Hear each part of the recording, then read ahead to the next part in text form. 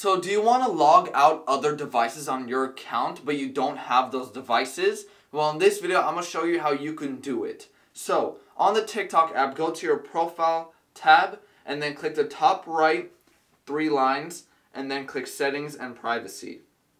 Now click security and login under the account and now click manage devices. Now we'll bring you to a page that looks something like this. And now we'll see all of the different devices that you have logged in your account with.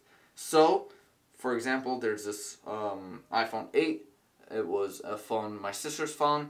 Now what I want to do is just click the delete icon right there and remove iPhone 8. Will be logged out of this device. I click remove. Now it's removed and that's it. It's all good to go. You have removed it. You can remove this one as well. I don't know what that is, to be honest. This is my old phone. Go ahead and remove that. So now it's just my current phone that is logged into this and no other devices.